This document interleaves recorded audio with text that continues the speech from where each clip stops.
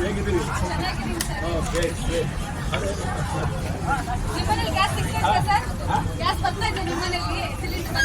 ಮನೆಗೆ ನಾವು ಮೊದಲಿಂದು ಹಳ್ಳಿ ಜನ, ನಾವು ಸೌದೆರು ಮಾಡ್ತೀವಿ, ಹಿಂದೆ ಮಾಡೋದು ಮಾಡ್ತೀವಿ. ಗ್ಯಾಸ್ ಇದೆ, ಗ್ಯಾಸ್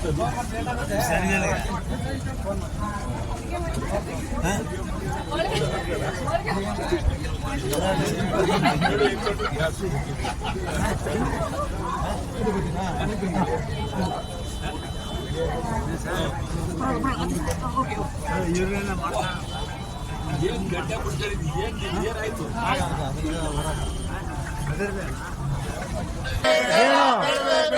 ಯುದ್ಧ ಬೇಡವೇ ಬೇಡ, ಯುದ್ಧ ಬೇಡವೇ ಬೇಡ, ಯುದ್ಧ ಬೇಡವೇ ಬೇಡ, ಬೇಡವೇ ಬೇಡ, ಯುದ್ಧ ಬೇಡವೇ ಬೇಡ, ಬೇಡವೇ ಬೇಡ. ಗ್ಯಾಸ್ ಬೇಕೇ ಬೇಕು, ಬೇಕೇ ಬೇಕು.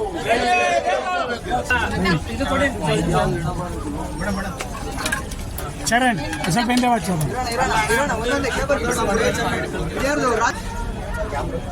ಇಡೀ ರಾಜ್ಯದಲ್ಲಿ ಬಹಳ ಗಂಭೀರವಾದ ಸರಿ ಆಯ್ತು. ಇವಾಗ ನಾವು ಬಸ್ ಸ್ಟ್ಯಾಂಡ್ ಅಲ್ಲಿ ಹೋಗ್ತಿದ್ದೀವಿ. ರಾಜ್ಯ ಒಂದೇ ಅಲ್ಲ, ದೇಶ ಪ್ಲಾಟ್ಫಾರ್ಮ್ ಒಂದೇ ಅಲ್ಲ, ಇಡೀ ಪ್ರಪಂಚ, ಅಮೆರಿಕ, ಇಸ್ರೇಲ್, ಇರಾನ್, ಇವರು 3 ಜನದ ಜೋಕ್, ಆಟ,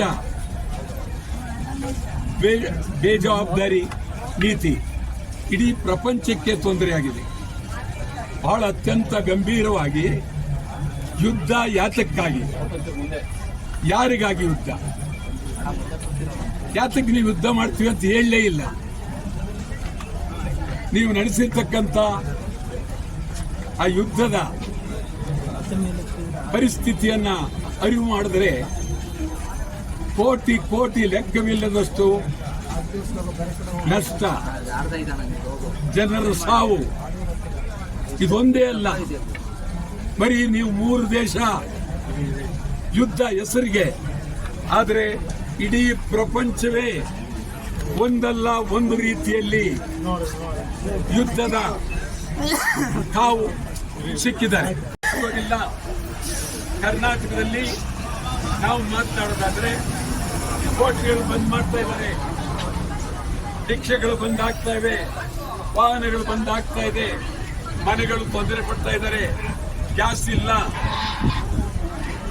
ಮತ್ತು ಸೌದೆ, ನಾವಿವತ್ತು ಸೌದೆ ಚಳವಳಿ, ಸೌದೆ ಎಲ್ಲಿ ಸಿಗುತ್ತೆ?